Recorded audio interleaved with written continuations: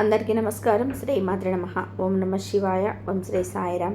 మే 24వ తారీఖు శనివారం రోజున మేషరాశి వారికి ఒక వ్యక్తి జీవితంలోనే మర్చిపోలేనటువంటి ఒక బహుమతిని ఇవ్వబోతున్నారు. అయితే మేషరాశి వారికి ఏ వ్యక్తి ఎలాంటి బహుమతిని ఇవ్వబోతున్నారు, మేషరాశి వారి యొక్క గోచార ఫలితాలు ఎలా ఉన్నాయి, మేషరాశి వారికి జరిగే శుభ అశుభ ఫలితాలు ఏమిటి అనేటువంటి పూర్తి అంశాలను ఈ వీడియోలో తెలుసుకుందాం.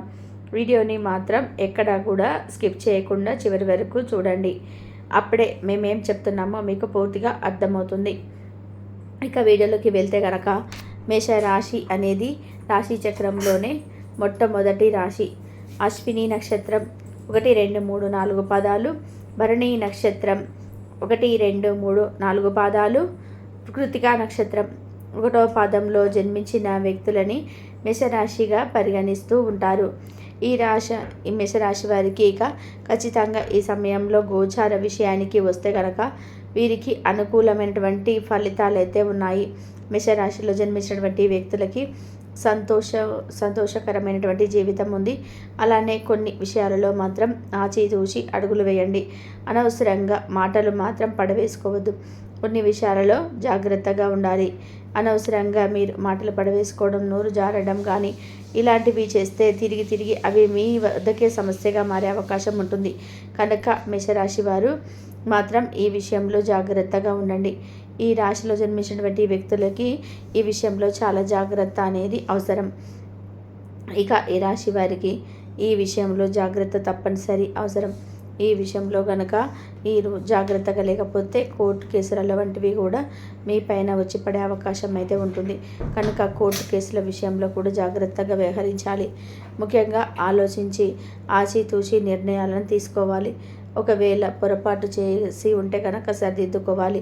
సహనంగా ఉండాలి. ఎందుకంటే ఈ రాశి వారు ఆవేశంతో కూడినటువంటి వ్యక్తులు.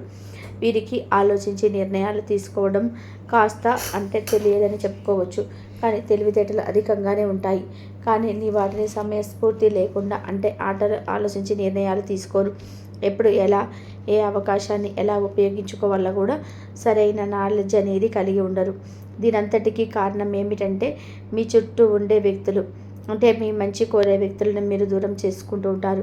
అలానే మీకు చెడు కోరే వ్యక్తులు, మీకు చెడు చేయాలని చెప్పే వ్యక్తులను కూడా దగ్గర చేసుకుంటారు. తద్వారా మీకు జీవితంలో ఎదిగే అవకాశాలు తక్కువ అయిపోతూ ఉంటాయి. మీ మంచి కోరేటువంటి వ్యక్తులను తప్పకుండా మీరు దూరం చేసుకోవడం జరుగుతుంది.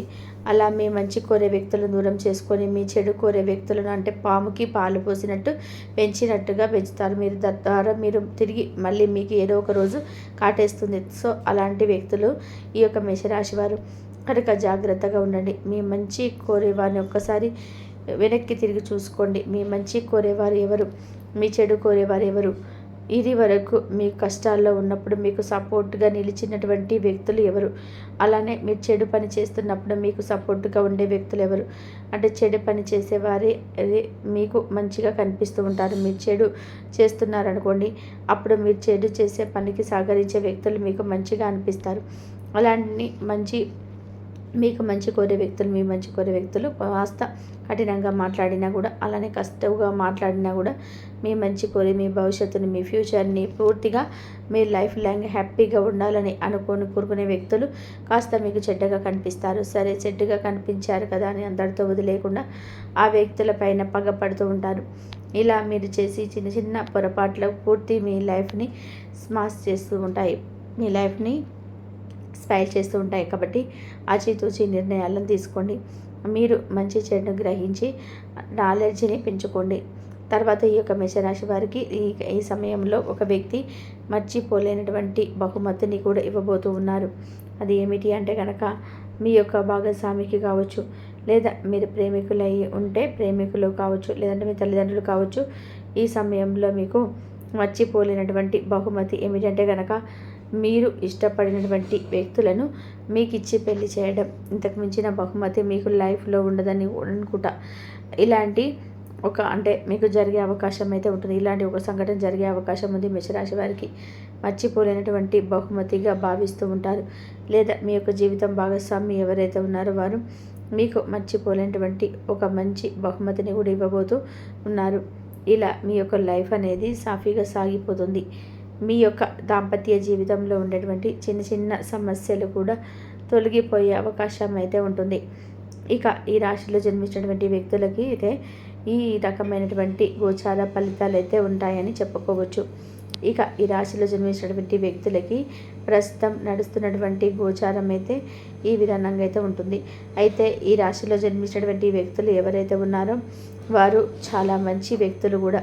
నిజానికి వారిలో మంచితనం ఎక్కువగా ఉంటుంది. ఎవరైనా ఆపదలో ఉన్నారు అని తెలిస్తే వారిని ఏదో ఒకలాగా ఆదుకోవాలని చూసేటువంటి వ్యక్తులు. ఇక ఈ రాశిలో జన్మించినటువంటి వ్యక్తులు అయితే ఈ విధమైనటువంటి గోచార ఫలితాలు అయితే ఉంటాయని చెప్పుకోవచ్చు. ఇక ఈ యొక్క రాశిలో జన్మించినటువంటి వ్యక్తులకైతే ఈ విధమైన బహుమానం ఉంటుంది. చాలా మంచి వ్యక్తులు కాబట్టి మీరు చేసే పుణ్యాలు అనేటివి ఖచ్చితంగా మీకు ఏదో ఒక రూపంలో కూడా వస్తూ ఉంటాయి. మీరు చేసిన మంచి ఎక్కడికి కూడా పోదు అని చెప్పుకోవచ్చు ఈ యొక్క మేషరాశి వారికి. అలాగే అలాంటి ఒక గొప్ప బహుమానాన్ని కూడా ఈ సమయంలో మీరు పొందుతారు. ఇష్ట దైవాన్ని ఆరాధించండి. ఇష్ట దైవాన్ని ఆరాధించటం, మూగజీవులకి ఆహారాన్ని పెట్టడం, నవగ్రహాల పూజ చేయడం, అలానే పరమేశ్వరుని పూజించడం, ఇష్ట దేవత ఆరాధన చేయడం వల్ల మీకు రాబోయే సమస్యల నుండి విముక్తి పొందే అవకాశం అయితే ఉంటుంది. సమస్యల నుండి బయటపడే అవకాశం కూడా ఉంటుంది.